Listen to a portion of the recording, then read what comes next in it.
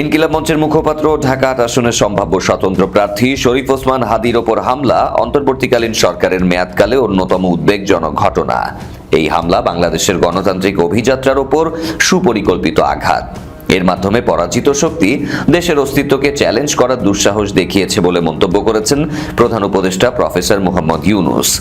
শুক্রবার রাতে রাষ্ট্রীয় অতিথি ভবন যমুনায় উপদেষ্টা পরিষদের কয়েকজন সদস্য এবং আইন শৃঙ্খলা ও নিরাপত্তা বাহিনীর গুরুত্বপূর্ণ কর্মকর্তাদের নিয়ে একটি জরুরি বৈঠকে এই মন্তব্য করেন তিনি। বৈঠকে প্রধান উপদেষ্টা বলেন, এই ধরনের হামলার চেষ্টাকে আমরা যে কোনো মূল্যে ব্যর্থ করে দেব। জাতির ওপর এই ধরনের অপশক্তির আঘাত কোনোভাবেই বরদাস্ত করা হবে না। এই হামলার মধ্যে জাতীয় সংসদ নির্বাচন ও গণভোটকে বানচাল করার ষড়যন্ত্র করা হচ্ছে জানিয়ে তিনি বলেন, আমরা কোনো অবস্থাতেই এই ধরনের ষড়যন্ত্রকে সফল হতে দেব না। আঘাত যাই আসুক, যত ঝড় তুফান আসুক, কোনো শক্তি আগামী নির্বাচনকে বানচাল করতে পারবে না। তিনি বলেন, আমরা দেশের আপামর জনগণকে সাথে নিয়ে আমাদের সম্মিলিত শক্তি দিয়ে জাতির জন্য একটি শান্তিপূর্ণ নির্বাচন নিশ্চিত করব। সভায় বিশেষ সহকারী সায়েদুর রহমান জানান, ওসমান হাদির অবস্থা খুবই সংকটাপন্ন। তার পরিবারের ইচ্ছায় ইতোমধ্যে তাকে এবার কেয়ার হাসপাতালে স্থানান্তর করা হয়েছে। এই প্রসঙ্গে প্রধান উপদেষ্টা বলেন, যে করেই হোক দ্রুততম সময়ের মধ্যে হাদির ওপর হামলা ও হামলার পরিকল্পনাকারীদের গ্রেপ্তার করতে হবে। তিনি দেশবাসীকে ওসমান হাদির দ্রুত আরোগ্য কামনায় মহান আল্লাহ তাআলার নিকট দোয়া করতে আহ্বান জানান।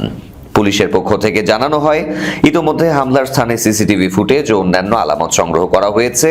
তাৎক্ষণিকভাবে সীমান্তে যথোপযুক্ত ব্যবস্থা গ্রহণের নির্দেশ দিয়ে প্রধান উপদেষ্টা বলেন, হামলাকারীরা যাতে কোনোভাবেই দেশ ছাড়তে না পারে সেটি নিশ্চিত করতে হবে। এ সময় তিনি বলেন, জুলাই অভ্যুত্থানে সক্রিয়ভাবে সম্পৃক্ত থাকার কারণে যারা সম্ভাব্য টার্গেটে পরিণত হয়ে থাকতে পারেন তাদের নিরাপত্তার বিষয়টি বিবেচনায় রাখতে হবে। সভায় সিদ্ধান্ত হয়, নির্বাচনকালীন যে কোনো অপ্রীতিকর পরিস্থিতি এড়াতে এবং তাৎক্ষণিক ব্যবস্থা নিশ্চিত করতে আগামী কয়েকদিনের মধ্যে একটি বিশেষ হটলাইন নম্বর চালু করা হবে। অবৈধ অস্ত্র উদ্ধার ও সম্ভাব্য যেসব স্থানে অপরাধীরা লুকিয়ে থাকতে পারে সেখানে অভিযান জোরদারের সিদ্ধান্ত হয় বৈঠকে। প্রধান উপদেষ্টা উদ্ভূত পরিস্থিতি নিয়ে শীঘ্রই প্রধান রাজনৈতিক ব্যক্তিত্বের সাথে আলোচনা করবেন।